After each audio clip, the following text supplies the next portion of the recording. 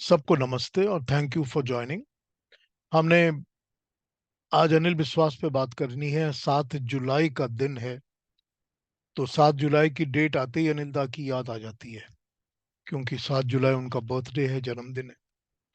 अब मैंने एक अपना ये वाला प्रोग्राम, दिल की आवाज़ जिसका हमने नाम रखा है, मैंने कोई 14 दिन 12 दिन पहले किया था एक और प्रोग्राम। तो उस पे हमने रफ़ी और सलील चौधरी के बारे में बात की थी। तो उस वक्त हमने डिसाइड किया था कि अगले प्रोग्राम में हम हेमंत कुमार के जाल के गाने के बारे में बात करेंगे। लेकिन जैसे ही मैंने डेट को देखा कि 7 जुलाई है, तो मैंने कहा नहीं, 7 जुलाई तो अनिल दा की ही बात करनी पड़ेगी। तो आज अनिल दा की ही बातें करूंगा। और मैंने आज का प्रोग्राम रखा है अनिल दा के डुएट्स के ऊपर प्राइमरीली। तो मैं उनके डुएट्स के थ्रू ही उनकी बातें करूंगा। और मैं मोस्टली वो बातें करूंगा जो मैंने उनसे की हैं, अनिल दा से। और उनके जो भी उसके बारे में जवाब थे, उनके बारे में बात करूंगा। एक बात मैं बड़ी क्लैरिफाई करना चाहता हूं यहाँ पर, आज भी और हमेशा के लिए भी, कि मैं जितने भी लोगों से मिला हूं, जिनसे भी मैंने बातें की हैं, जो म्यूजिक इंडस्ट्री के लोग हैं या जो फिल्म इंडस्ट्री के लोग हैं या इस तरह के जो भी लोग हैं जिनसे मिला हूं, और मैं कई लोगों से मिला हूं, कई लोगों से मैंने बातें की हैं, वो मैंने सिर्फ इसीलिए बातें की हैं कि मेरे को मुझको जो इंटरेस्ट थे, मेरा अपना जो इंटरेस्ट था, या मुझे अपनी जो बातें करनी थी, मैंने वही बातें की हैं। ये सोच के मैंने कभी नहीं की बातें कि मैं कभी इसको फ्यूचर में इंटरव्यू की तरह छापूंगा, या इसको मैं पब्लिसाइज करूंगा, या इसके ऊपर मैं लिखूंगा। ये सब मैंने कभी नहीं सोचा था। हालांकि मैं बहुत पहले से, अपनी लाइफ में बहुत पहले से मैं लिख रहा हूँ, कंट्रीब्यूट कर रहा हूँ। लेकिन मैंने ये नहीं सोचा था कि ये इंटरव्यूज छापूंगा या पब्लिश करूंगा। तो उस हिसाब से मैंने कोई बातें नहीं की।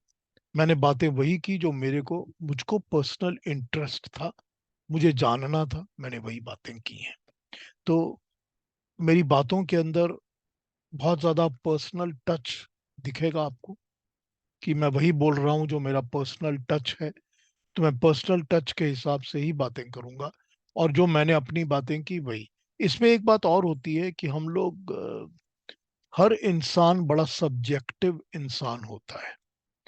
सब्जेक्टिव यूं होता है कि सबकी अपनी पसंद होती है, और पसंद जो होती है वो बहुत चीज़ों से बनती है। अपब्रिंगिंग होती है, लैंग्वेज होती है, कल्चर होता है, एटमॉस्फेयर होता है, पेरेंट्स होते हैं, स्कूलिंग होती है, फ्रेंड्स होते हैं। ऐसी बहुत सारी चीज़ें होती हैं जो हमको इन्फ्लुएंस करती हैं, और हमारे अपने सब्जेक्टिव नेस को क्रिएट करती हैं, हमारी पसंद बनती जाती हैं, और हमारा, क्या कहा जाए, कि इन्फ्लुएंस सर्कल बन जाता है, या हमारा अपना ये मुझे ज्यादा पसंद है, ये नहीं पसंद है, इस तरह की चीजें बनने लग जाती हैं। तो वो हर इंसान के साथ होता है, हम इसी के साथ ग्रो करते हैं, और यही हमारे लाइक और डिसलाइक बन जाते हैं। तो जब इसके साथ ऐसा होता है, तो ऑब्वियस है बड़ी बात कि जो भी हम बात करेंगे, या मैं जो भी बात करूंगा, वो उनकी करूंगा जो मुझे भी पसंद या नापसंद, उसी पे बात करूंगा।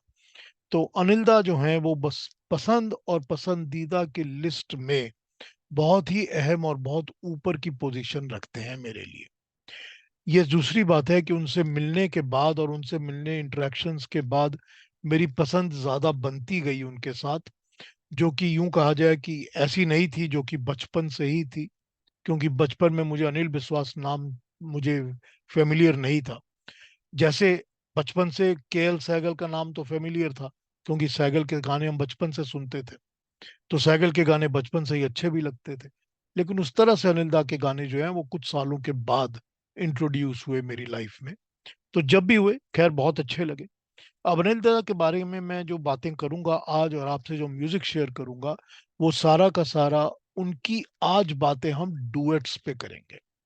तो डुएट्स को बेस करके मैं उनकी बातें करूंगा, और डुएट्स को बेस करके ही मैं उनकी बातों की आपको सारी ये सुनाऊंगा, जो भी डुएट्स हैं, और उसके ऊपर जो भी चर्चा होगी वो बातें करूंगा मैं। अब इसमें ऐसा है कि फिर किसी दिन, फिर किसी और एक सेशन में अनिल दा और लता मंगेशकर के बारे में बातें करेंगे। क्योंकि लता के बारे में अनिल दा ने मुझे बहुत कुछ कहा है, बताया है। तो अनिल दा और लता के बारे में, और लता और अनिल दा के गाने बड़े यूनिक हैं, बहुत ही खूबसूरत हैं। तो फिर कभी उन पे बात करेंगे।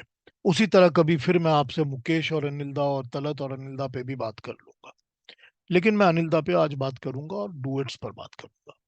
एक बात यहाँ और कहना चाहूंगा आपसे कि जो डुएट्स बनाने का एक तरीका है ना, कि कैसे बनाया जाए किसी डुएट को, ये डुएट बनाने का जो तरीका है, ये बंगाल का एकदम अलग स्टाइल है। उनकी छाप दिखती है कि ये अलग तरीके से डुएट बनाते हैं। ये आपको अनिल्दा में दिखती है बड़ी क्लियर, और उसी तरह से बड़ी क्लियर ये आपको बर्मन में दिखती है, एस डी बर्मन में। वो भी बड़े अपने तरीके से ही डुएट बनाते थे और अनिल्दा भी अपने तरीके से डुएट बनाते थे। इन दोनों के स्टाइल्स में आपको दिख जाएगा कि बंगाल का डुएट स्टाइल एकदम अलग है। उतना ज्यादा सलील चौधरी और हेमंत कुमार में नहीं दिखेगा आपको, लेकिन बर्मन में और अनिल्दा में ये दिखेगा आपको। तो आइए हम आज की अपनी जर्नी शुरू करते हैं डुएट्स की। पहले पहला गाना सुनता हूँ, गाना सुनकर फिर इस पर बात करता हूँ। ठीक है, तो पहला गाना सुनते हैं।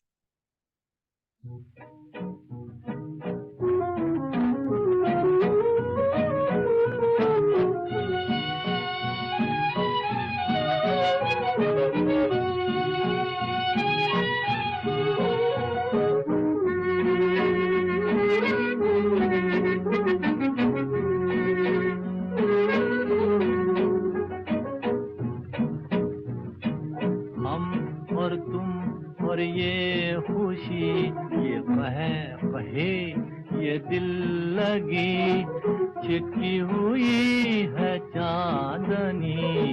हम और तुम और ये खुशी, ये कहे ये दिल लगी, चिटकी हुई है चांदनी। हम और तुम अंगारियां मुझों ने ली, महका चमन कलियां खिली। अंगारियां मुझों ने ली, महका चमन कलियां खिली। आई हवा मस्ती भरी, आई हवा मस्ती भरी। हम और तुम और ये खुशी। आहा सीतापुरी का लिखा हुआ गाना है ये, वहीदन भाई और सुरेंद्र की आवाज में। अली बाबा 1940 फिल्म का गाना है। ये गाना हमारे हिंदी फिल्म इंडस्ट्री का पहला वॉल्ट्स है। इससे पहले वॉल्ट्स का इस तरह का यूज किसी ने नहीं किया हिंदी फिल्म इंडस्ट्री में। इसने हमको वॉल्ट्स के साथ इंट्रोड्यूस किया था। जो अनिल दा थे, मैं इसके बारे में बताना चाहता हूँ आपके, उन्होंने मुझे जो कहा था, अनिल दा जो थे, उन्होंने कलकत्ते के रंग महल थिएटर में 3 साल काम किया है। अगर आप में से कभी कोई इस चीज को देखा हो, क्योंकि मैं तो रंग महल थिएटर में मैंने ड्रामास देखे हुए हैं, एक्ट थिएटर देखा हुआ है कलकत्ते में। रंग महल जो थिएटर है, पहले जमाने के थिएटर ऐसे ही होते थे कि उनके सामने एक पिट बनी होती थी जहाँ म्यूजिशियंस बैठ के म्यूजिक बजाया करते थे, ताकि वो साइलेंट मूवीज को म्यूजिक प्रोवाइड कर सकें, या थिएटर ड्रामा वगैरह जो चलता था उसके लिए म्यूजिक प्रोवाइड कर सकें। तो रंग महल थिएटर थिएटर था जिसमें कि ड्रामास होते थे, एक्ट होते थे। बहुत सालों तक होते थे, जब तक मैं कलकत्ते था तब तक तो होते थे, और मैंने देखा भी हुआ है। तो उसमें भी वो सामने पिट जो था उसमें म्यूजिशियंस बैठते थे, और अनिल दा वहीं काम करना उन्होंने शुरू किया था, म्यूजिक प्रोवाइड करना। 3 साल उन्होंने वहां काम किया है। तो ये मुझे बताते थे अनिल दा कि वहां पर मैंने हर किस्म की चीज की एक्सपेरिमेंट की थी। इसमें कोई शक नहीं है कि ड्रामा के अंदर जैसा म्यूजिक लगता था मैं वो बजाता था, लेकिन कभी उसमें मैं भक्ति गीत बजाता था, कभी मैं फोक गीत, बहुत ज्यादा फोक तो बजता ही था। और मैंने ये वेस्टर्न म्यूजिक के भी टुकड़े इधर उधर से ले लेके बहुत ज्यादा वहां ट्राई किए हुए। और इसके बाद कभी कभी रंग महल में यूं होता था कि ब्रिटिश क्राउड ज्यादा होता था कोई भी एक पर्टिकुलर ड्रामा या थिएटर देखने के लिए, कि अंग्रेज ज्यादा आया करते थे देखने के लिए। तो जब अंग्रेज वहां पर ज्यादा आते थे तो उन दिनों में मैं ब्रिटिश टाइप का, इंग्लिश टाइप का म्यूजिक उनको खुश करने के लिए बजाया करता था। तो ये अनिल दा का जो ट्रेनिंग ग्राउंड था ना, वो रंग महल थिएटर से तैयार हो गया था। और ये ट्रेनिंग ग्राउंड जो उनका तैयार हो गया था, ये उन्होंने फिल्म यूं कहा जाए कि ग्रामाफोन सिंगर, जागीरदार, डायनामाइट, ये जो 1937 के आसपास की फिल्में थी, इन सब में उन्होंने एक्सपेरिमेंट करना शुरू कर दिया था। और अगर इनके गाने सुनेंगे तो हमको पता चलेगा कि ये गाने ऑलरेडी ऑल इंडिया हिट होने शुरू हो गए थे और अनिल दा का नाम होना शुरू हो गया था। And once he comes to this position in 1940, जो कि मैंने गाना सुनाया है, तब ये कॉन्फिडेंट हो चुके थे कि I can try my things out and they will be successful. और जैसे बंगाल के पास केएल सहगल था, तो जैसे बंगाल के पास केएल सहगल था, बॉम्बे के पास सुरेंद्र था। तो सुरेंद्र की आवाज वो उसी तरह यूज करते थे जैसे वो केएल सहगल की आवाज यूज करते थे। हाँ, आपने पूछा है कि रंगमहल का ईयर कौन सा है। रंगमहल का ईयर बनता है 1932, 33, 34 के आसपास का, प्लस माइनस जो भी आप ले लीजिए। उसके पहले इन्होंने एक बात और बताई थी मेरे को, बड़ी पिक्यूलियर है, कि ये ग्रामोफोन हिंदुस्तान, जो ग्राम शाह की जो कंपनी थी, जीसी शाह की, हिंदुस्तान रिकॉर्ड्स, उसके अंदर भी इन्होंने नौकरी की कई दिनों के लिए। इनकी नौकरी क्या थी उन दिनों में, कि ये माइक्रोफोन को एडजस्ट किया करते थे, क्योंकि इनको ये पता चल चुका था कि किसकी आवाज कितनी ज्यादा माइक्रोफोन में ट्रैप होके अफेक्ट क्रिएट करती है। तो इन्होंने क्या किया था कि कोई सिंगर जब गाना गाते थे, तो उन दिनों में 1931-32 की बात है, कि उन दिनों में कि जब माइक्रोफोन उसके सामने रखा जाता था, मुंह के सामने, तो कितनी पास और कितनी दूर रखा जाए एग्जैक्टली, ताकि उसकी आवाज ठीक रिकॉर्ड हो। और साज, कि तबले से कितनी दूर रखा जाए, सारंगी से कितनी दूर रखा जाए, कितनी पास रखा जाए ताकि रिकॉर्डिंग ठीक हो, ये चीज की एक्सपर्टीज अनिल दा की हो गई थी। उनको उनको रखा ही इसीलिए गया था कि ये बहुत अच्छी तरह से माइक एडजस्ट करते हैं और आवाजें ठीक रिकॉर्ड होती हैं। ये उन्होंने मुझे खुद बताया है कि हम मेरे को इस चीज का काम मिला था और पैसे मिलते थे मेरे को। तो अनिल दा में बहुत कम उम्र से ये चीजों की एक्सपर्टीज आनी शुरू हो गई थी। तो यहाँ से अनिल दा ने अपनी ट्रेनिंग ली और यहाँ से ही उन्होंने एक्सपेरिमेंट शुरू किए। तो उनको ये पता था कि अगर मैं सुरेंद्र की और वहीदन की आवाज रिकॉर्ड कर रहा हूँ, जैसा कि हमने इस गाने में सुना है, तो उस गाने को मैं से कैसे रिकॉर्ड करूं ताकि परफेक्ट मॉड्यूलेशन आए। आप देखिए, आपने वहीदन के अगर कोई और गाने सुने हैं कभी, पुराने गाने, कभी भी आपको नहीं लगेगा कि वहीदन इस किस्म का इफेक्ट किसी और के साथ दे सकती हैं जैसे अनिल दा के साथ दे सकती थी। यही चीज हम अगले गाने में भी देखते हैं। आइए अगला सुनते हैं गाना। ये औरत का गाना है, ये सुरेंद्र का है, सफदर आह का लिखा हुआ गाना है, लेकिन इसके अंदर वहीदन की जगह उन्होंने हुस्न बानो को यूज किया है, या ज्योति है शायद इसमें। आइए सुनते हैं, हाँ ज्योति है इसमें, आइए इसको सुनते हैं, ज्योति और सुरेंद्र का गाना। उठ सजनी उठ सजनी खोल किवाड़े तेरे साजन आए दुआरे। उठ सजनी खोल किवाड़े तेरे साजन आए दुआरे। मेरी अखियाँ नींद की माते, कोई काहे मुझको पुकारे। मेरी अखियाँ नींद की माते, कोई काहे मुझको पुकारे, कोई काहे मुझको पुकारे। तेरे साजन आए दुआरे। नहीं साजन कोई हमारे, तेरे साजन आए दुआरे। कोई काहे मुझको पुकारे, कोई काहे मुझको पुकारे। वॉइस मॉड्यूलेशन यहां समझ में आ जाती है कि हमने तीन चार तरह से कोई काहे मुझको पुकारे कहना है, ज्योति से गवाना है, और बीच में नहीं साजन कोई हमारे, कैसे वो वॉइस मॉड्यूलेशन करते हैं। और ये सिंगर्स नहीं थी, कोई भी इसमें से सिंगर्स नहीं थी, ना ज्योति सिंगर थी ना वहीदन सिंगर थी, लेकिन पर अनिल दा ने ये सीख लिया था कि वॉइस मॉड्यूलेशंस कैसे करनी है और रिकॉर्डिंग कैसे करनी है ताकि इनकी आवाज मैनेज की जा सके। और एक बात और, इस गाने को सुन के पता चलता है कि डुएट्स के अंदर बोल्डनेस, एक्सप्रेशन की बोल्डनेस, कि मुझे अपने एक्सप्रेशन में बोल्डनेस लानी है, वो चीज लानी है, करेजियस दिखाना है अपने आप को कि मैं ये बता सकता हूँ गाने के थ्रू, जैसे ज्योति यहाँ चिल्ला के कहती है, नहीं इसको साजन कोई हमारे। तो वो जो एक बोल्डनेस है ना, वो बोल्डनेस इस गाने के अंदर आ गई है। एक बात और आपको बताऊंगा, ये सफदर आगा का गाना था, लेकिन अगला वजाहत मिर्जा का गाना है, उसको सुनते हैं, फिर मैं आपको एक बात और बताऊंगा इसी के बारे में, बोल्डनेस के बारे में इन गानों में। आइए अगला सुनते हैं, मेरा बहुत फेवरेट है ये गाना, बहुत फेवरेट। और अनिल दा के साथ बैठकर मैंने इस गाने पर बहुत बातें की हैं, कई बार। इस गाने को सुनते हैं, हुस्न बानो का और सुरेंद्र का गाया हुआ है, ये जवानी 1942 का गाना है, सुनिए।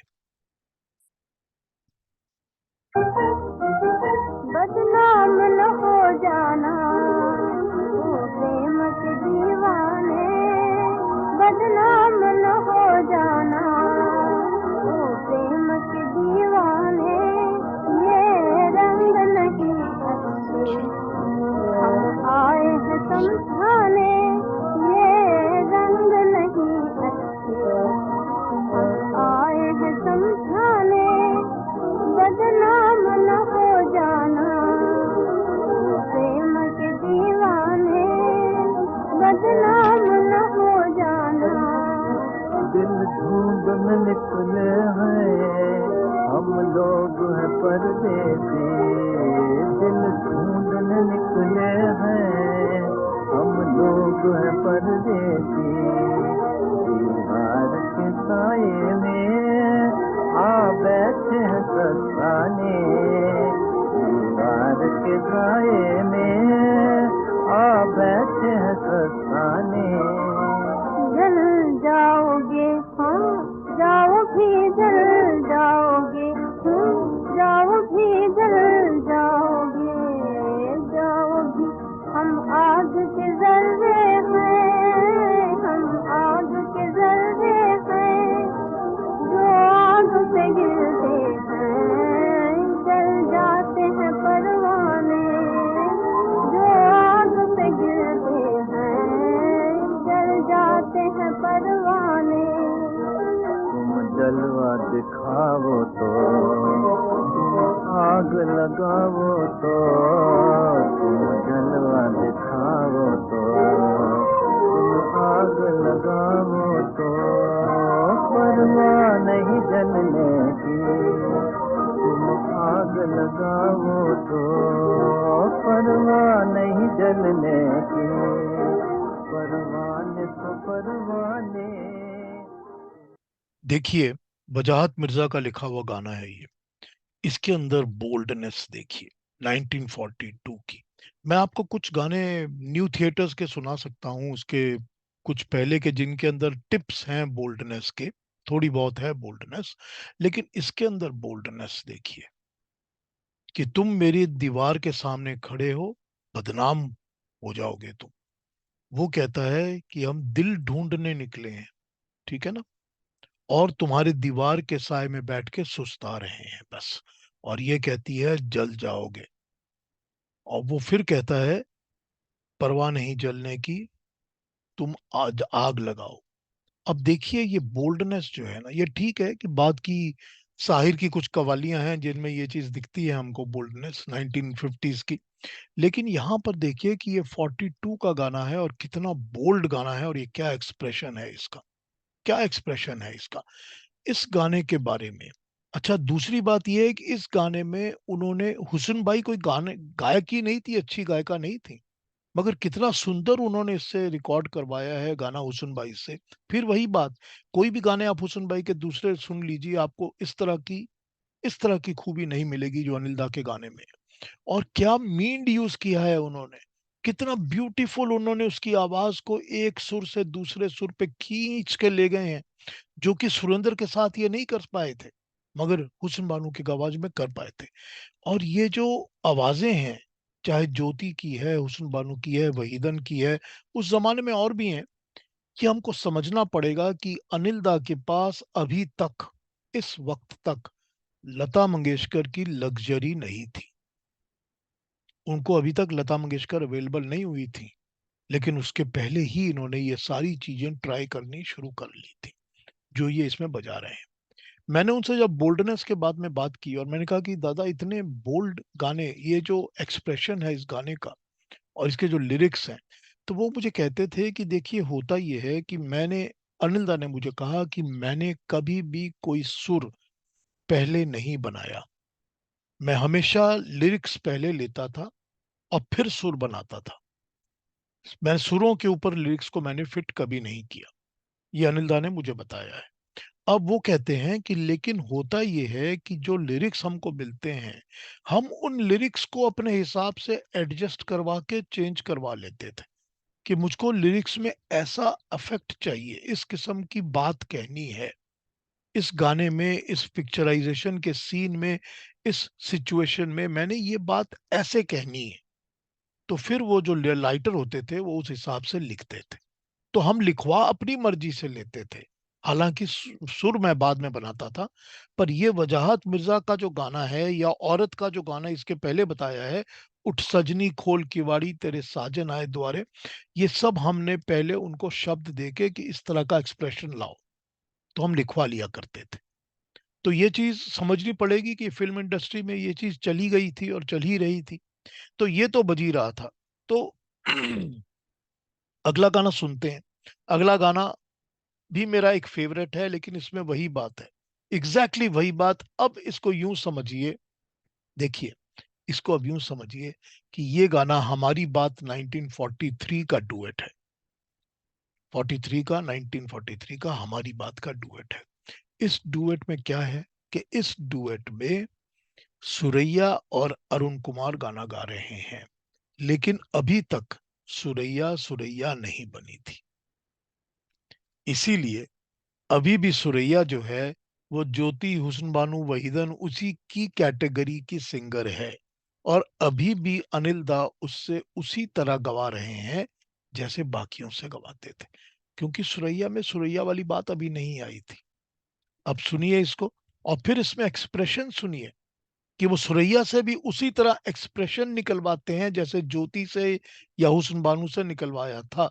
वो उस तरह का नहीं है जैसा सुरैया के बाद के गानों में हमको सुनता है। आइए गाना सुनते हैं हमारी बात का।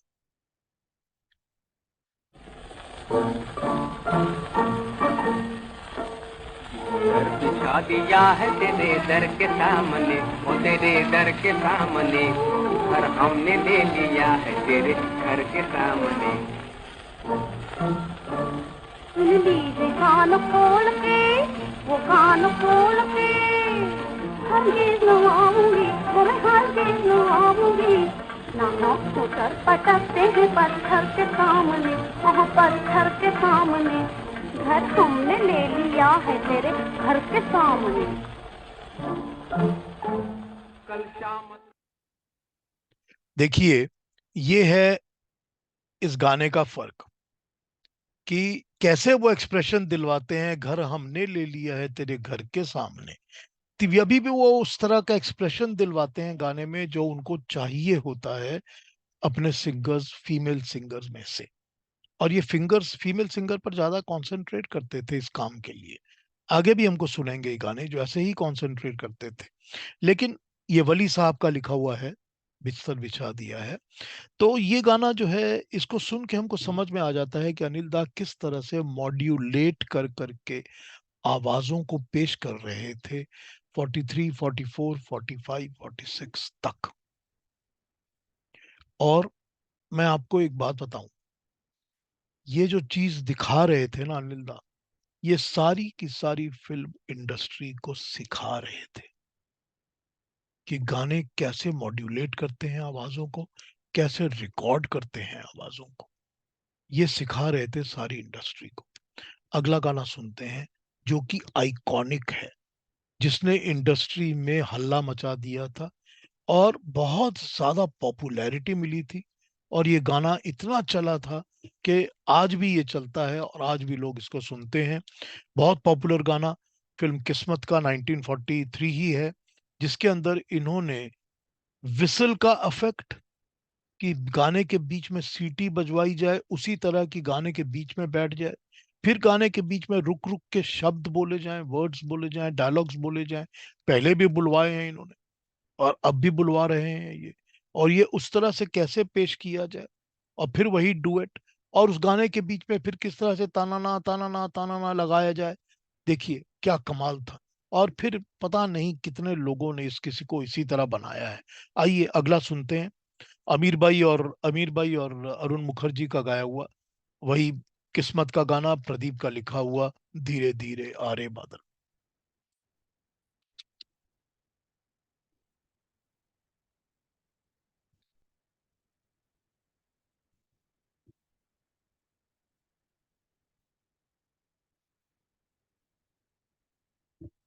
मिल नहीं रहा शायद।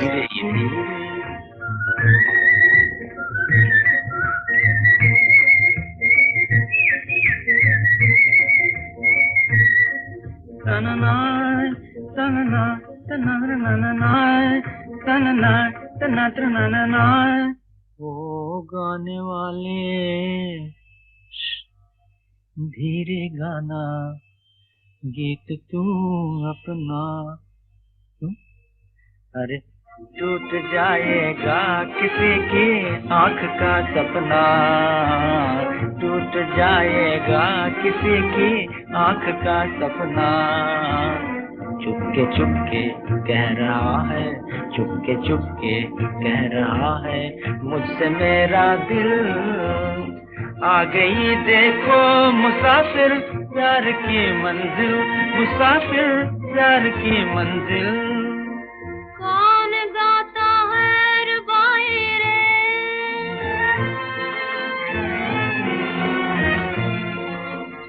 फिर ये किसकी याद आई रे, फिर ये किसकी याद आई रे।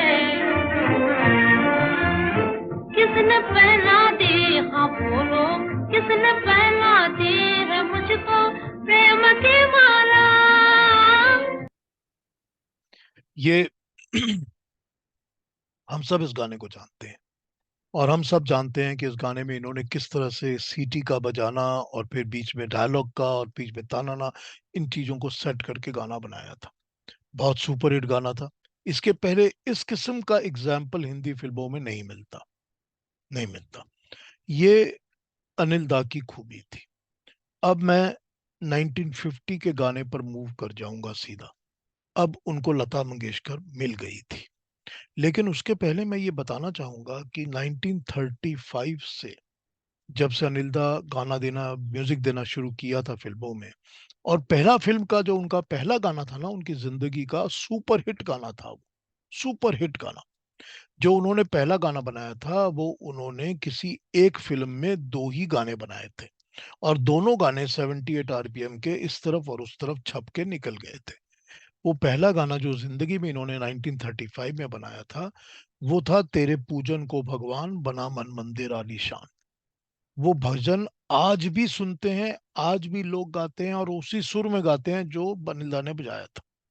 तो ये पहला गाना उसका, और ये सच बात है कि ये गाना उन्होंने रंग महल में ट्राई किया था। रंग महल के थिएटर के दिनों ने वो बजा, इस गाने को बजा चुके थे, लेकिन वो गाना ऑल इंडिया हिट हो गया था जब उन्होंने पहली बार जिंदगी में उसको यूज किया था। 1935 से लेकर 1950 तक या 51 तक, 51 ले लीजिए क्योंकि बहुत सारी फिल्में उनकी 51 की हैं। 1935 से लेकर 1950 तक अनिल बिस्वास हिंदी फिल्म इंडस्ट्री का के म्यूजिक की हिस्ट्री लिख रहे थे। अनिल बिस्वास हिंदी फिल्म इंडस्ट्री की म्यूजिक की हिस्ट्री लिख रहे थे कि ये इतिहास कैसा बनेगा, क्या बनेगा। और 1935 से 1950 51 के अनिल दा के जितने भी गाने हैं, मैं आपको फिर कभी इसको प्रोग्राम को उस तरह बनाऊंगा, टुकड़े निकालूंगा और निकाल के सुनाऊंगा आपको, कि आप गाने उठा लीजिए अनिल विश्वास के, मुखड़े छोड़ दीजिए क्योंकि मुखड़े तो सबको याद रहते हैं। इंटरल्यूड म्यूजिक ले लीजिए या शुरू का म्यूजिक ले लीजिए, गाने से पहले का टुकड़ा म्यूजिक का, और अंतरे और मुखड़े के बीच का टुकड़ा जो म्यूजिक का बचता है इंटरल्यूड, और दो अंतरों के बीच का इंटरल्यूड। इन टुकड़ों को ले लीजिए। ऐसा कोई भी बाद वाला म्यूजिक डायरेक्टर नहीं होगा जिसने इसको कॉपी ना किया हो। माफी मांगता हूं आपसे। अगर आप लोग किसी के फैन हैं, बुरा लगे तो ठीक, दूसरी बात है। चाहे वो नौशाद है, और चाहे वो शंकर जयकिशन है, या चाहे वो ओपी नैयर है। इन्होंने, और श्री रामचंद्र ने तो कह के किया है, और रोशन ने तो किया ही है। इन लोगों ने, सब ने, और मदन मोहन ने भी किया है। इन लोगों ने, सब ने अनिल दा के टुकड़े उठा उठा के यूज किए हैं अपने म्यूजिक के अंदर। एक इंसान जो मुझको लगता है जिसने नहीं किया, वो एस डी बर्मन है। तो सचिन देव बर्मन ने इनको नहीं यूज किया, हालांकि दोनों ने बंगाल का फोक यूज किया है। तो बंगाल के फोक में लग सकता है कि इन्होंने भी फोक किया, उन्होंने भी फोक किया। लेकिन ये म्यूजिक इंडस्ट्री को सिखा रहे थे कि फिल्म में म्यूजिक कैसे बनाया जाता है। ये 1935 से 1950, 15-16 साल अपनी जिंदगी में इन्होंने यही करने में लगा दिए कि लोगों को सिखाया कि म्यूजिक कैसे बनाया जाता है। और 1950-51 के बाद वही लोग वही लोग जिन्होंने इनसे सीख सीख के म्यूजिक बनाया है, इनके कॉम्पिटिटर्स बन गए। और जो इनके कॉम्पिटिटर्स बन गए, वो अपना म्यूजिक बनाने लगे, हालांकि इन्होंने उन्हीं के म्यूजिक से अडेप्ट किया था, लेकिन वो कॉम्पिटिटर्स बन गए। और मार्केट में इनकी कंपटीशन खड़ी होनी शुरू हो गई। ठीक है ना? आइए अगला गाना सुनते हैं। इस बात को थोड़ा और समझाऊंगा, और इस पर फिर बात करूंगा। अब मैंने जैसे आपको कहा, 1950 का गाना यूज करूंगा। लाजवाब फिल्म का गाना, प्रेम धवन का लिखा हुआ, लता और मुकेश का। ये, अब उनको लता मिल चुकी थी। तो आइए लता और मुकेश का ये गाना सुनते हैं। अब इसमें मैं आपको एक दूसरा फेसट, अलग फेसट अनिल दा का दिखाना शुरू करता हूं। आइए इसको सुनते हैं। जमाने का दस्तूर है ये पुराना,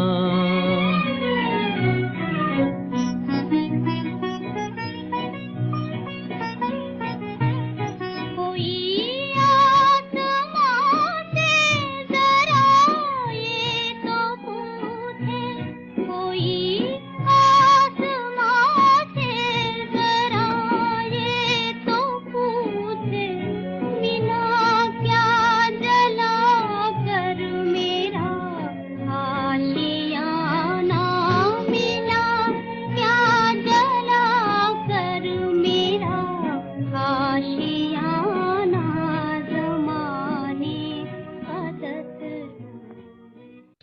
देखिए किस तरह से वो इंटरल्यूड के म्यूजिक को बजाते हैं। दो तीन साज यूज करते हैं बस। और किस तरह से वो लता को अंतरे में इंट्रोड्यूस करते हैं। और लता किस तरह अंतरे को पहले ऊपर के पिच से शुरू करके फिर नीचे लाके एकदम फ्लैट पे लेके आती।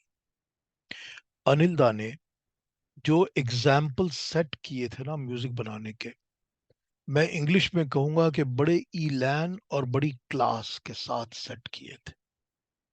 क्लास एंड ईलैन और कॉन्फिडेंस, ये तीनों चीजें जो अनिल दा ने सेट की थी ना, जो कॉपी करने वाले लोग थे उनके अंदर खूबी बहुत हो सकती है, लेकिन वो ईलैन, बारीकियां, फाइननेस और क्लास, ये खत्म होती चली गई, ये मिस हो गई सारी। तो अनिल दा के मुकाबले में ये लोग उस तरह खड़े होकर हमारे कानों में कभी नहीं आए, कभी भी नहीं आए। लेकिन जो ये तरीका इन्होंने बनाया ना वर्स के अंदर, अंतरे को यूज करने का, उसके पहले के इंटरल्यूड को यूज करने का, और फिर वो अंतरा इस तरह बनाने का, ये बन गया अनिल दा का स्टैम्प्ड स्टाइल। इस स्टैम्प्ड स्टाइल को पूरी तरह से रामचंद्र ने भी और रोशन ने भी यूज किया है। मगर ये उनका पेटेंट स्टाइल बन गया था। इसी चीज को अगले गाने में भी सुनते हैं, सुन के समझिए, फिर मैं गाने के बारे में बात करता हूं। आइए सुनते हैं।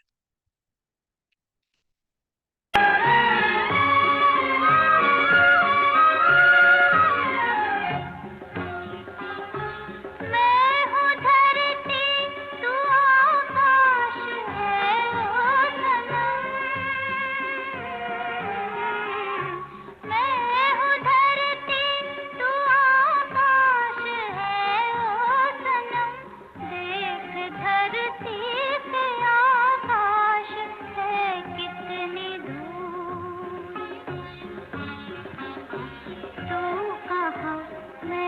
कहाँ है यही मुझको गम, देख धरती से आकाश है कितनी दूर। देखिए उसी तरह का शॉर्ट चार 3 या 4 इंस्ट्रूमेंट्स को यूज करके एक बड़ा पोइग्नेंट इफेक्टिव इंटरल्यूड का म्यूजिक, छोटा सा। उसी तरह से लता का अंतरा, जिसमें लता पहले हाई पिच पे जाके फिर फ्लैट्स पे आके फिर मुखड़े के साथ ज्वाइन करेगी। वही स्टाइल जो जमाने के दस्तूर में देखा था हमने, वही इन्होंने इसमें चलाया है। ये इनका पेटेंट बन गया था और इस पेटेंट को कई लोगों ने कॉपी किया है। अब कॉपीड कॉपीड टुकड़े जो हैं, मैं आपको फिर कभी किसी और प्रोग्राम में सुना सुना के दिखा दूंगा कि कैसे किया था। इसके बारे में, ये फरेब का गाना है और ये मजरू का लिखा हुआ गाना है, लता मंगेशकर और किशोर कुमार का गाया हुआ 1953 का। फरेब के गाने के बारे में मैंने उनसे बहुत बातें की और क्योंकि ये वाला गाना मेरा बहुत सुपर फेवरेट है। इतना सुपर फेवरेट है कि मैं जवाब बता नहीं सकता आपको। अब क्योंकि फेवरेट है तो मैंने अनिंदा से बहुत सारी बातें इसके बारे में की थी। तो पहली बात तो इसका एक किशोर कुमार का गाया हुआ अंतरा सुनते हैं, फिर मैं इस पर और बातें करता हूं, वो भी सुन लेते हैं, आइए।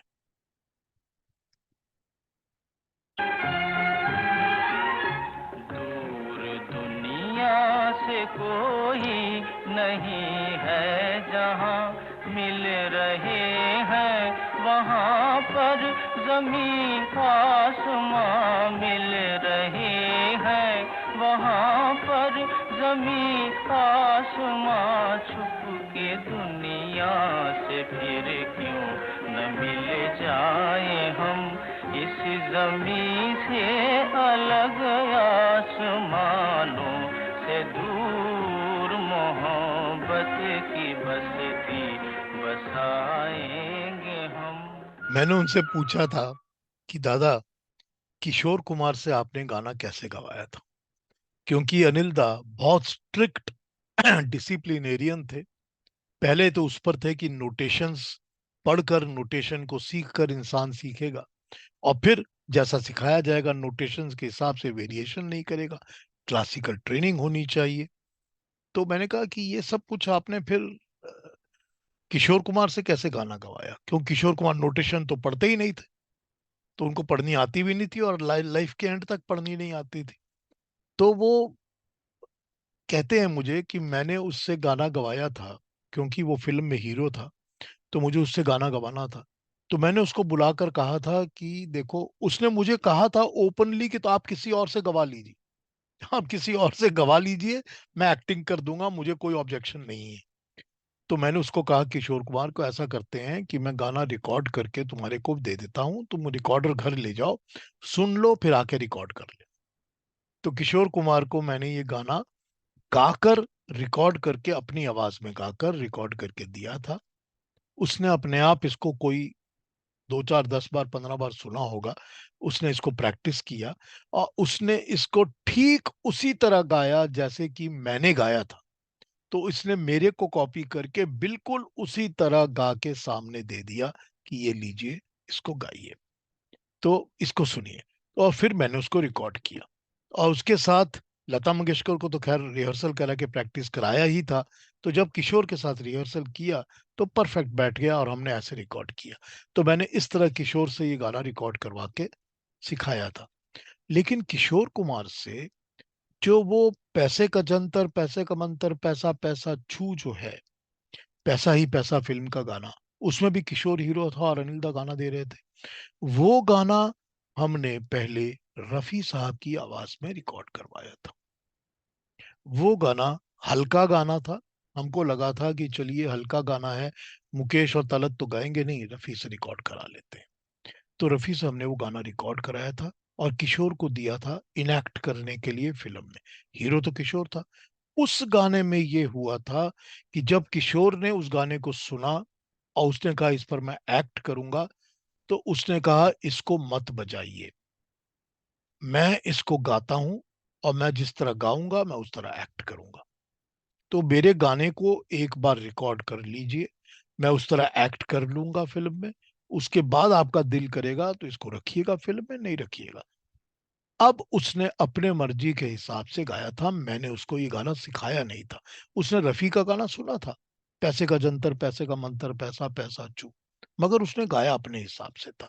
अब आप लोग कभी चाहें तो दोनों वर्जन्स अवेलेबल हैं, यूट्यूब पर दोनों मिल जाते हैं, रफी का भी और किशोर का भी। किशोर का तो फिल्म में है, कभी भी आप सुन के देख लीजिए और आपको पता चल जाएगा कि जब किशोर कुमार अपने पे आ जाते थे कि मैं अपने स्टाइल से ही अपना गाना गाऊंगा, तो सबसे सुपीरियर हो जाते थे। चाहे उन्होंने सीखा ना हो, चाहे उनको नोटेशंस ना आती हो, चाहे उनको क्लासिकल ना आता हो, वो जब अपने दम पे आ जाते थे ना तो सबसे सुपीरियर हो जाते थे। यही बात थी जिसने उनको बाद में टॉप बना भी दिया था। खैर, कमिंग बैक टू आ मोहब्बत की बस्ती एंड अनिल विश्वास, मैंने एक बात और पूछी उनसे। मैंने कहा दादा ये बताइए कि ये आ मोहब्बत की बस्ती बसाएंगे हम के ट्यून के ऊपर ही हबीब वाली मोहम्मद ने पाकिस्तान में गाना बनाया था, आशियां जल गया वगैरह, जो भी है वो गाना मेरे पास है, वो रिकॉर्ड कैसेट है वो गाने का। तो मैंने कहा दादा ये गाना एक ही ट्यून पर हबीब वाली मोहम्मद ने, तो वो मुझे बताते हैं अनिल दा कि हबीब वाली मोहम्मद ने मुझे फोन किया था और मुझे फोन करके उसने कहा था कि अनिल दा मैं आपकी ये ट्यून यूज करके एक गजल बना रहा हूँ, तो आपसे परमिशन चाहता हूँ कि क्या करूं, बना लूं। तो अनिल दा कहते हैं कि मैंने उसको कह दिया कि चलो बना लो, तो उसने बना लिया, उन्होंने मेरी परमिशन ली, है बहुत बड़ी बात है। फिर अनिल दा मुझे कहते हैं कि अगर वो ना भी लेता परमिशन और बना लेता तो भी मैं क्या कर लेता, मैं इंडिया में बैठा बैठा तो कर नहीं सकता था कुछ। तो उसने बना ली इसी गाने पे ऊपर ट्यून। खैर, ये हबीब वाली मोहम्मद की शराफत है कि उन्होंने अनिल दा से परमिशन ली थी और परमिशन लेकर उन्होंने बनाया था आशियां जल गया। तो वो गाना कभी सुनिएगा आप, वो भी अवेलेबल है। तो एकदम एकदम हू बहू आ मोहब्बत की बस्ती पर ही बसाया हुआ है।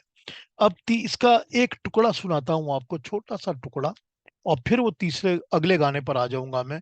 अगला गाना भी वही अपना लता मंगेशकर का गाना है। अगले गाने के बाद में अगला गाना सुन के बात करेंगे, पर एक उसके पहले थोड़ा सा टुकड़ा सुनेंगे, फिर अगला गाना सुनेंगे। आइए सुनते हैं।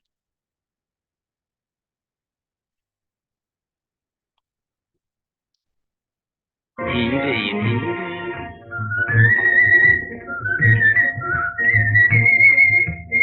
नहीं, गलत बज गया। नहीं, गलत बज गया।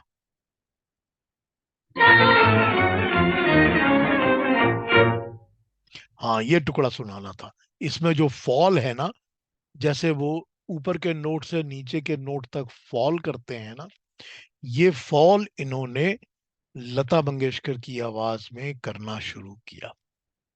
और इस फॉल को कि किस तरह से टन करके नीचे लाते हैं ट्यून को, 6 से 8 नोट एक साथ किसी सिंगर से नीचे करवाने हैं, लता मंगेशकर से शुरू किया इन्होंने करवाना।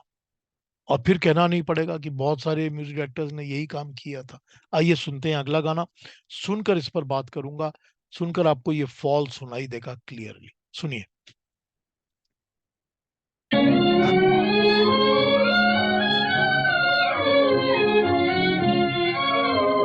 एक ऐसी आग लगी मन में, जीने भी न दे, मरने भी न दे।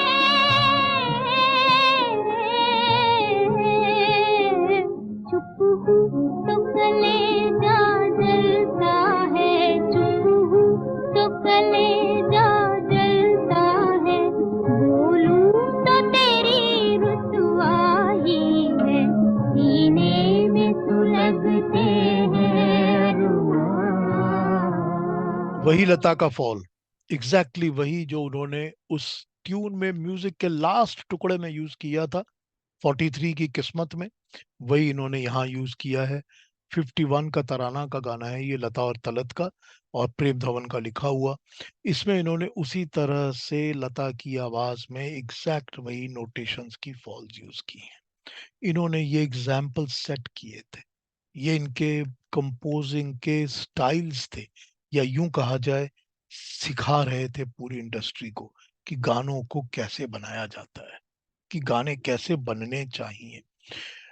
सीने में सुलगते हैं अरमान, ये अनिल दा ने मुझे बताया था कि उनकी जिंदगी का सबसे ज्यादा पॉपुलर और नोन गाना यही है। वो कहते थे, मैं कहीं भी जाता हूँ, जहां भी लोग मुझे मिलते हैं, जो मुझे नहीं भी जानते और मुझे पूछते हैं कि अच्छा आप फिल्मों में काम करते थे, आप म्यूजिक डायरेक्टर थे, अच्छा। और जैसे ही उनको कहा जाए कि सीने में सुलगते, कहते अच्छा अच्छा अच्छा अच्छा, ये गाना आपने बनाया था, हाँ हाँ हाँ, ये हमें पता है। सबको यही पता होता था गाना। और ये उनका शायद सबसे ज्यादा पॉपुलर और लोगों में चला हुआ गाना है, सीने में सुलगते हैं अरमा। कमाल का गाना है, कमाल का डुएट है, और बहुत ही अच्छा है। आज भी सुनो तो दिल खुश हो जाता है गाने को सुन के। खैर, उनके हर गाने को सुन के दिल खुश हो जाता है। अगला सुनता हूँ गाना आपको। मैं आपको अगले गाने पे आ जाता हूँ। यही इफेक्ट एक बार फिर मैं सुनाता हूँ आपको अपने फेवरेट गाने पर। और इस गाने के बारे में आपसे कुछ और भी एक बात कहूंगा। ये गाना, इस इफेक्ट को फिर सुन लीजिए, किस तरह लता के इस फॉलिंग इफेक्ट को, ड्रॉपिंग इफेक्ट को यूज करते थे। फिर एक बार सुनते हैं।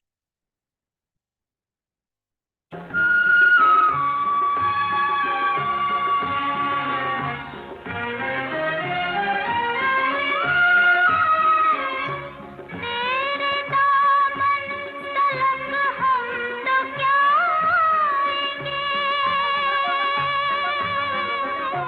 तेरे दामन तलक हम तो क्या आएंगे, यूं ही हाथों को फैला के रह जाएंगे, कोई अपना नहीं बेसहारे हैं हम, देख धरती पे आकाश है कितनी दूर, धरती पे आकाश है कितनी दूर।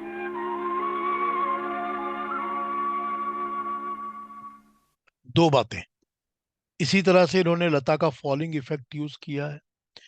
पहली लाइन के बाद इन्होंने फॉलिंग इफेक्ट को डायरेक्ट यूज किया है। अगली लाइन के बाद इन्होंने फॉलिंग इफेक्ट को ग्रेजुअल यूज किया है। कभी फिर सुन लीजिएगा गाने को, कितनी खूबसूरती से यूज किया है। और मुझे बता दीजिए कि क्या इस किस्म के गाने की, इस इफेक्ट को दोनों तरह से, क्या गानों में शंकर जयकिशन ने, नौशाद ने, ओपी नैयर ने, इन सब ने नहीं किया? सब ने किया, और सब ने एकदम अनिल दास से सीख के किया। अगली बात, इस गाने की जो आखिरी टुकड़ा सुना था आपने, छोटा सा पीस ऑफ म्यूजिक, जब वो गाना लता का बंद हो जाता है, फिर वो छोटी सी ट्यून बजती है दुम में, एकदम आखिर में। क्या हम उसको दोबारा छोटे से टुकड़े को बजा सकते हैं? Is it possible?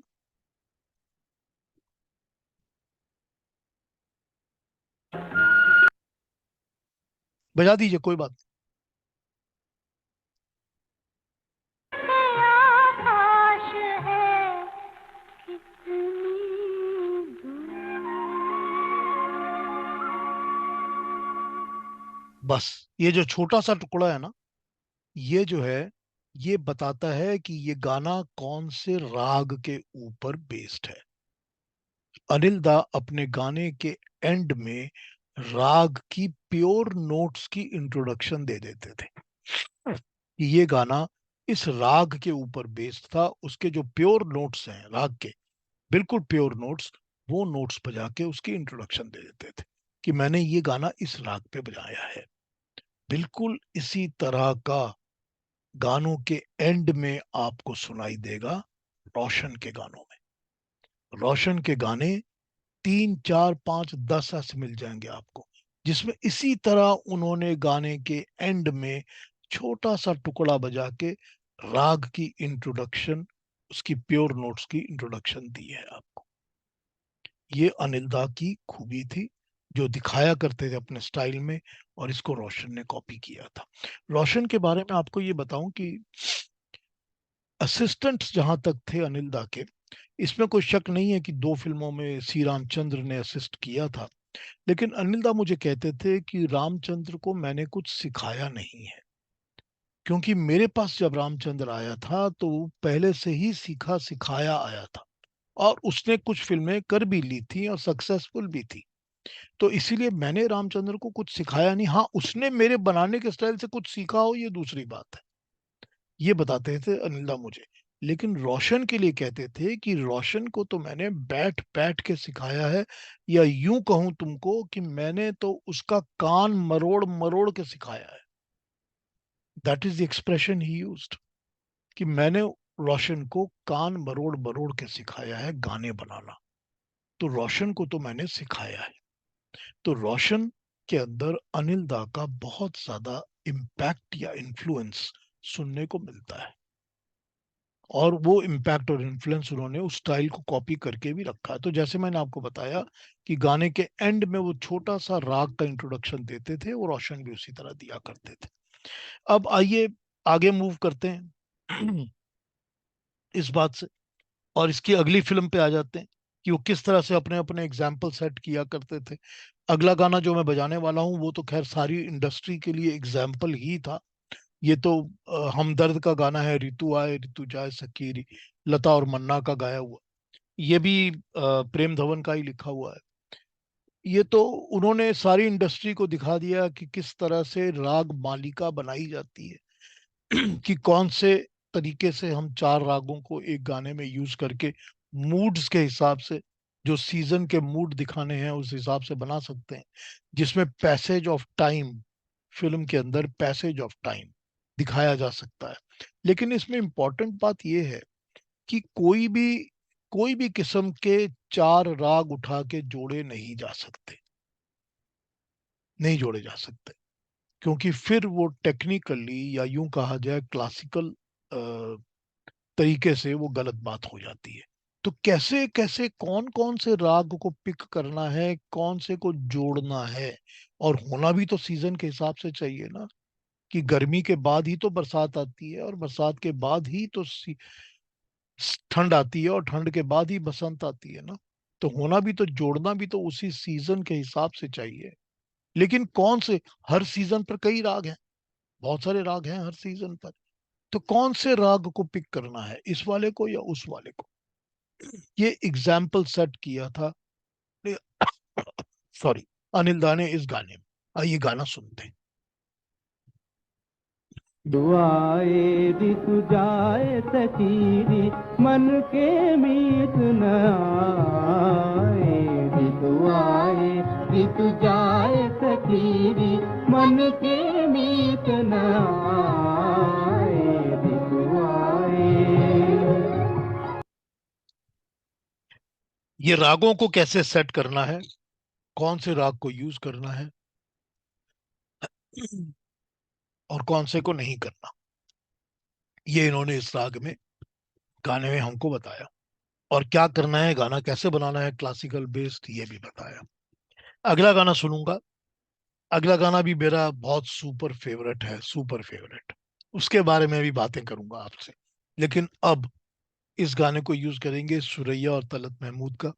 अब सुरैया सुरैया बन चुकी थी पूरी तरह से, और वो बिल्कुल सुरैया की तरह ही, सुरैया की मिठास के साथ, वो दिल को छूने वाले असर के साथ गाना गाती थी। आइए सुनते हैं।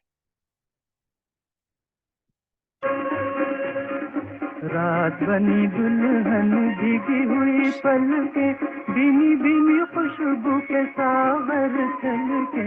रात बनी दुल्हन भीगी हुई पलके भीनी भीनी खुशबू के सागर छलके।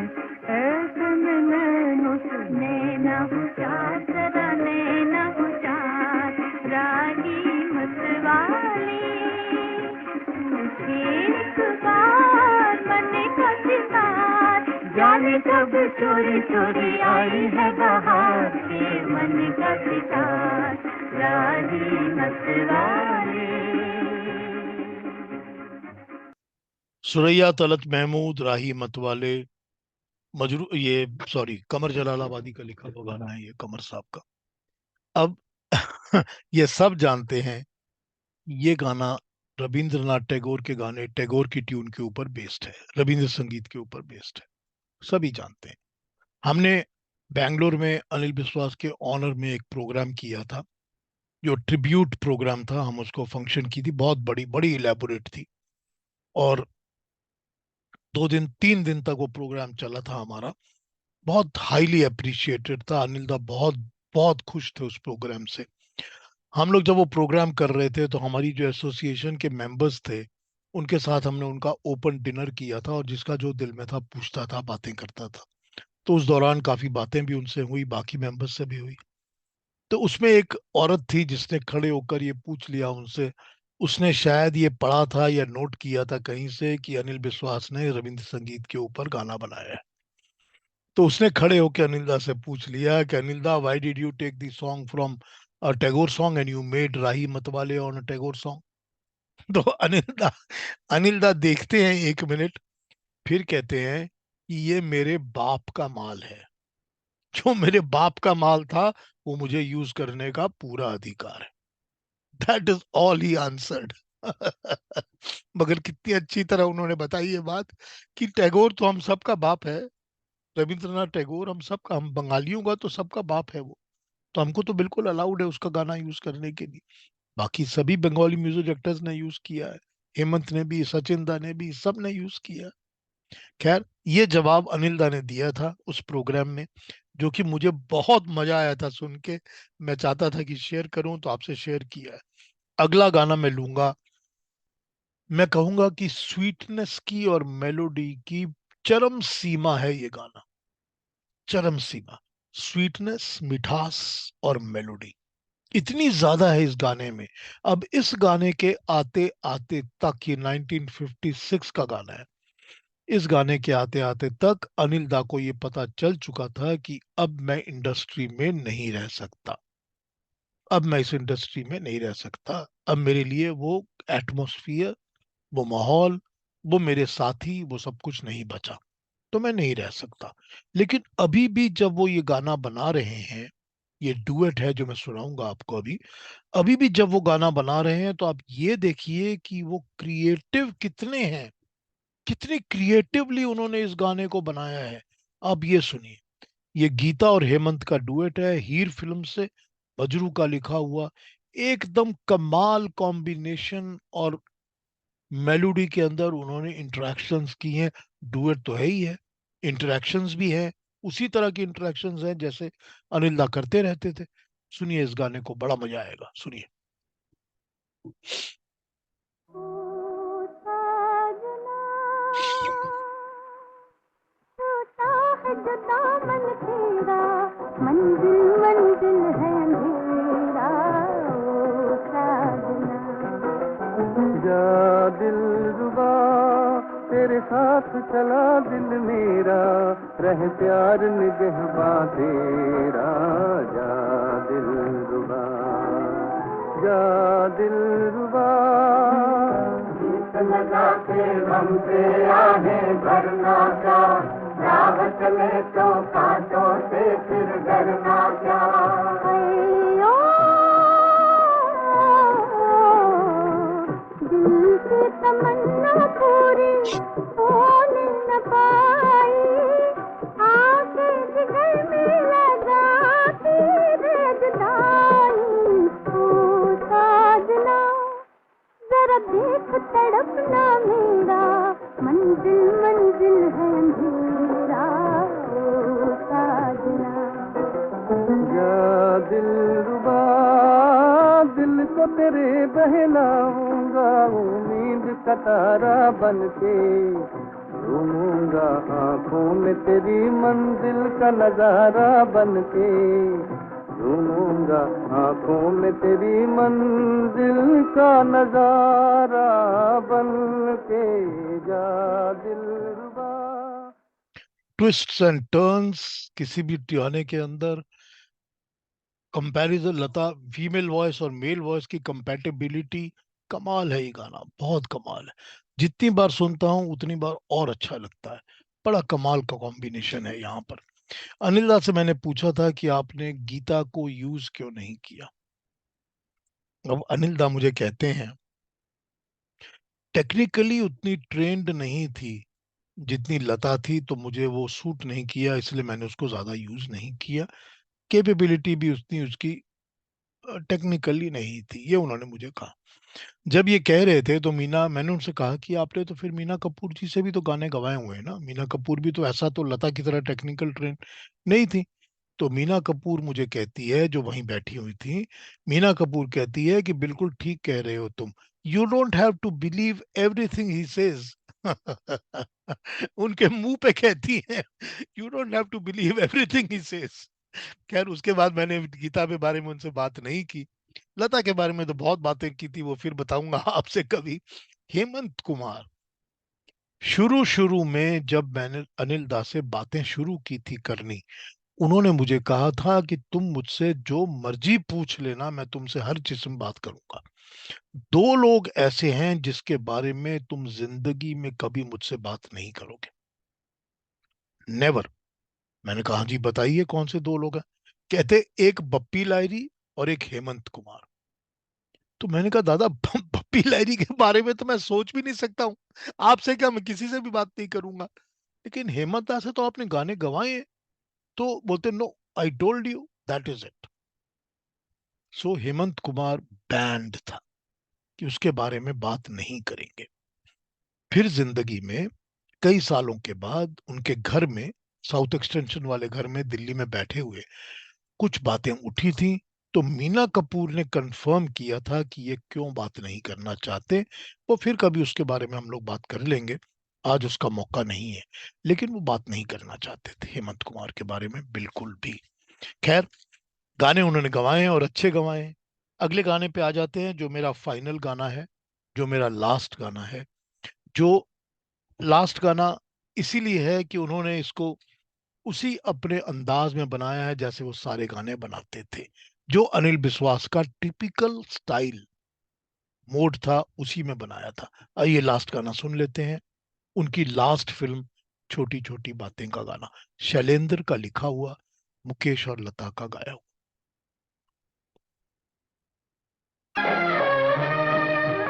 इश्क में जानते हैं जान गई, इश्क में जानते हैं जान गई, फिर भी कहते हैं आजमाना है, फिर भी कहते हैं आजमाना है।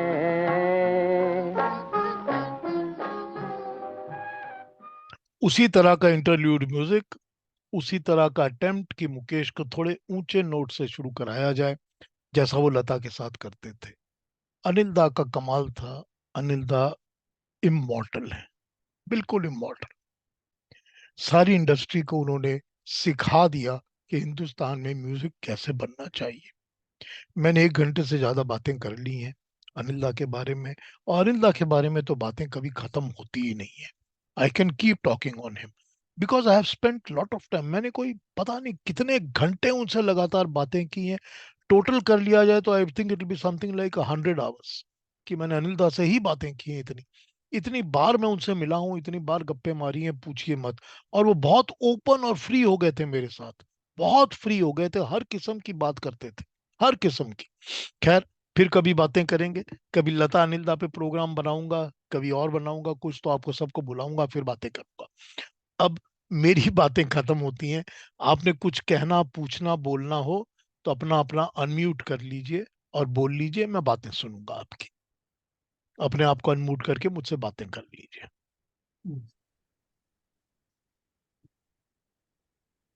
जी सर।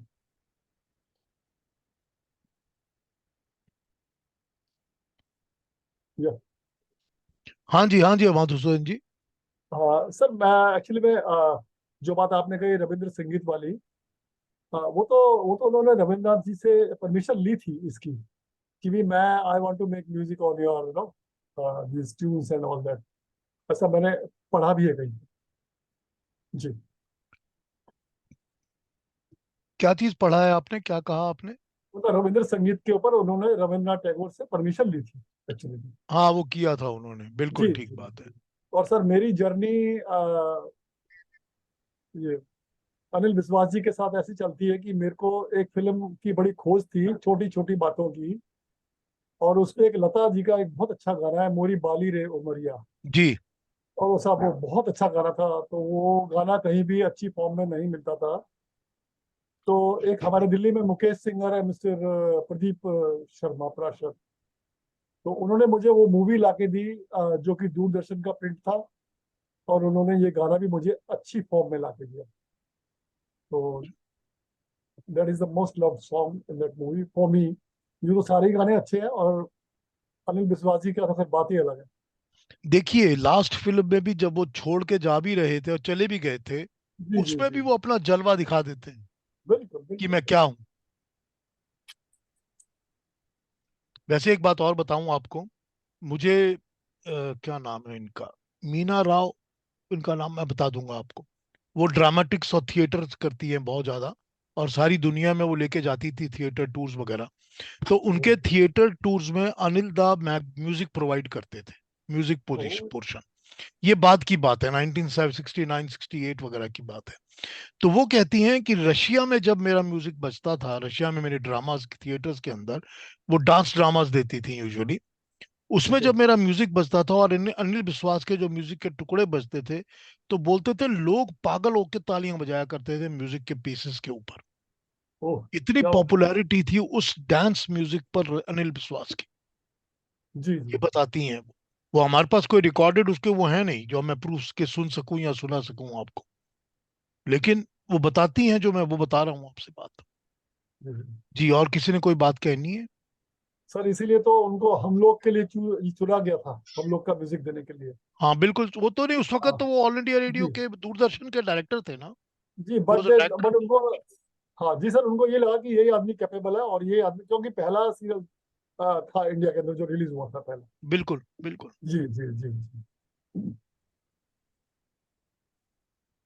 कोई और कोई बात करेंगे? नहीं तो फिर समाप्त करते हैं इसको। जी सर, बहुत अच्छा सर, आपने अच्छा बहुत प्रोग्राम। मेहनत से हाँ बताइए बहुत अनूप जी क्या कह रहे हैं? आपने बहुत मेहनत से इस प्रोग्राम को तैयार किया, और मुझे ऐसा महसूस हो रहा था कि आप अनीता के साथ ही बैठे हैं। आपके अंदर ऐसी फीलिंग नजर आ रही थी। में पीयूष जी बहुत बढ़िया रहा, नॉलेज में बहुत हमारे वृद्धि हो गई।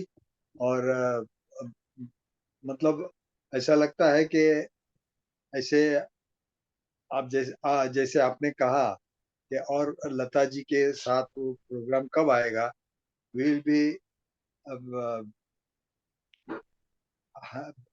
In near future will be having that opportunity, ऐसा है मुझे कहना। जरूर विलास जी, बिल्कुल मैं आपको इन्फॉर्म करूंगा। और बिल्कुल, और ये सच है अनूप जी कि मैं जब आपसे बात कर रहा था तो स्पिरिचुअली तो मुझे लग रहा था कि मैं अनिल दा के पास ही बैठा हुआ हूँ। बिल्कुल। हाँ जी। Thank you. ठीक है आप फिर। तो बहुत, जी हाँ जी जी। ठीक है, आप तो बहुत लकी रहे सर, मैं तो यही कहूंगा। सो नाइस ऑफ यू, इतनी क्लोज, इतने क्लोजअप की बातें, और जेन्युइन और real talks you know which you had with him, fantastic. It's a great देखिए डिस्कवरी पहली फॉर। सबसे जरूरी बात यह होती है कि मैं कोई प्रेस रिपोर्टर बनकर इंटरव्यू लेने नहीं गया था, इसीलिए मेरे साथ बड़ी फ्रीली लोग बातें किया करते थे। Very good, that is the wonderful. Reason why. One more thing, हाँ जी विलास जी। my elder sister, of course, she is no more now, but till at the age of 16, she used to sing classical music as well as light music, and her favorite music director was Anil Da, हम्म। और उनके गाने वो हमेशा गुनगुना कर गाया करती थी। बाद में unfortunately she had to go under tonsils operation, and she lost her voice, and she had to give up singing altogether. Oh, so sad. And her favorite song was from Arzu, कहाँ तक हम उठाए गम. उठाए गम। वाह, क्या कमाल गाना है। फिर लता और बिल्कुल। अनिल दा के गानों पे बात करेंगे, हाँ जी, बड़ा मजा आएगा, बड़ा रस है उन गानों में। उफ, प्लीज आप प्लीज। लोगों इतना ने इतने बेंगलोर में खूबसूरत, इतने फेस्टिवल भी किया खूबसूरत था। गाने। I will be looking forward to it. जी हाँ जी, बस बेंगलोर कोई में और आप बात? लोगों ने उनका फिल्म फेस्टिवल भी किया था और एक हाँ, हमने उनका सुवीनियर भी फिल्म निकाली फेस्टिवल थी। किया था बैंगलोर में। उनकी और एक 16 फिल्में सुवीनियर भी दिखाई थी निकाली हमने थी। थिएटर्स के हाँ अंदर, पुरानी फिल्में, जी हाँ। रेगुलर और शोज करके दिखाई थी। पूरे उनकी फिल्मों का सुवीनियर निकाला था अपने, बुकलेट्स और हाँ, गानों की बुकलेट भी डिटेल्स निकाली सब। थी, बिल्कुल बिल्कुल, एक बुकलेट निकाली थी फिल्मों की भी, और फिल्मों को देखा भी था। और जो फिल्में हम थिएटर की जगह अपने आप बादामी हाउस में किया करते थे, उनमें तो हम बीच में रोक रोक के उनके म्यूजिक के ऊपर कमेंट्स, उनके ऊपर बाकी बातें ये भी किया करते थे। देखिए, एक बड़ी अजीब बात ये थी कि हम जो प्राइवेट स्क्रीनिंग करते थे अपनी सोसाइटी के लिए, वो सारी प्राइवेट स्क्रीनिंग, हम एक छोटा सा थिएटर था, उसका नाम था बादामी हाउस, उसके अंदर था, हम सारा कुछ उसी में किया करते थे। कोई 125 150 आदमियों का कैपेसिटी थी उसमें। वो हमारा रेगुलर थिएटर था जहां हम फिल्में रिकॉर्ड थी स्क्रीन करते थे। लेकिन उनके जो ओनर थे वो सर्वोत्तम बादामी थे, और सर्वोत्तम बादामी के साथ अनिल विश्वास ने 4 फिल्में की हुई हैं, जिसमें सर्वोत्तम बादामी डायरेक्टर हैं।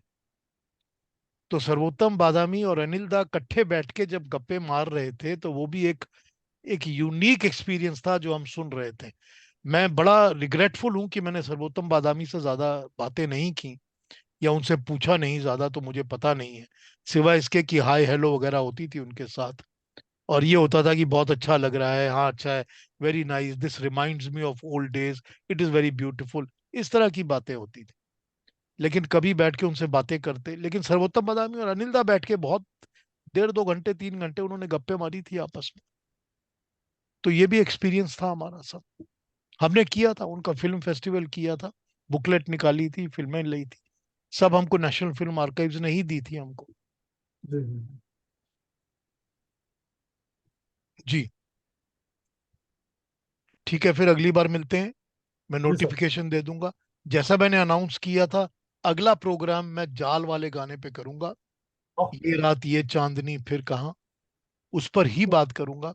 और उस गाने को आप 2 बार 4 बार 10 बार सुनिए, सुनिए, फिर मैं भी सुनाऊंगा, और फिर मैं उस पर बात करूंगा। ठीक है, वो बात करूंगा जो मुझसे हेमंत कुमार ने जो मेरे से कही थी, और वो बात करूंगा जो मैं फील करता हूं या जो आपसे बात शेयर करना चाहता हूं। और कुछ इस पर बातें मेरे साथ वीए के रंगाराव साहब ने भी की हुई हैं। आप लोग सब शायद जानते होंगे वीए के रंगाराव साहब को, मद्रास में रहते हैं, म्यूजिक के बहुत बड़े नोन पर्सन हैं। उनके साथ भी मेरी दोस्ती बिल्कुल बहुत घनिष्ठ थी। मैं उनके घर जाके रहता था, वो मेरे घर आके रहते थे, हर किस्म की गप्पे हम मारा करते थे। खैर, कुछ बातें तब करेंगे जब हम ये रात ये नेक्स्ट। चांदनी फिर कहाँ पर बात। ठीक है, वेरी गुड। चलिए ठीक है अगली वो सर। बार मिलता चांदनी हूँ। रात, मैं बस यही सर। 15 दिन के उस बाद 21 तारीख को, 21 जुलाई को, ठीक ये same time we will do the program. आपको ठीक है सर। लिंक मिले ना मिले, ज्वाइन कर जाइए, सेम लिंक होगा। ठीक है, ओके जी, thank you thank you sir. ठीक एवरीबody। है। ओके, नमस्ते थैंक जी, you very thank much you. Any जी thank for you. Helping me with the उस म्यूजिक, चांदनी थैंक रात यू की वेरी राह मच। देखते हैं हम। हाँ जी, उस चांदनी रात की राह देखते हैं। बिल्कुल हाँ, बिल्कुल। ठीक है, थैंक यू जी।